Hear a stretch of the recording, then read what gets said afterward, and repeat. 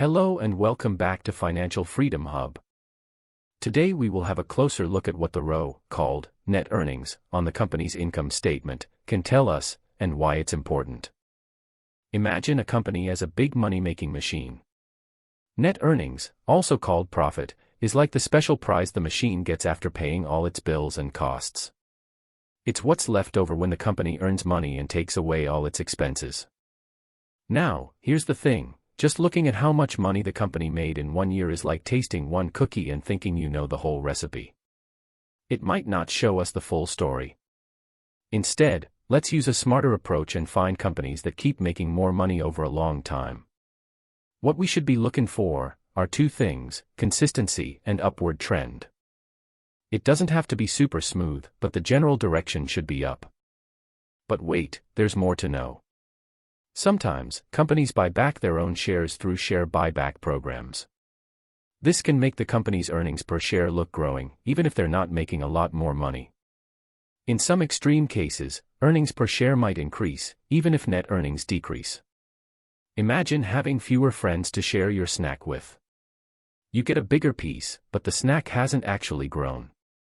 Here's the key part. Many people look at how much money each share gets, like looking at how much each person gets from a cake. But we're going to be smarter than that. To really understand a company's money situation, look at the percentage of money they keep compared to all the money they earn. In other words, look at the net earnings to total revenue ratio.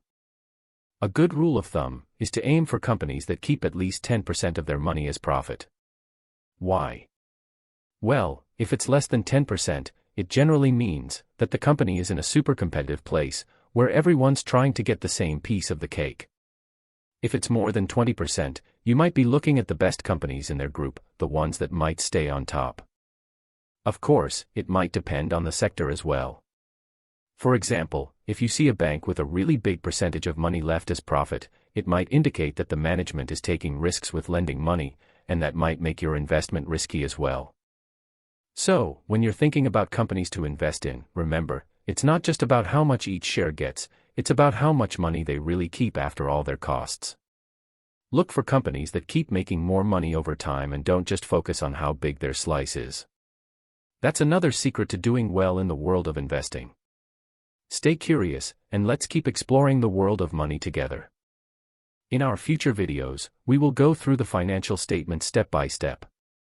In the end of our series of videos, you will be able to analyze any company's financial reports better than some investment advisors. Please subscribe and stay tuned for our future videos.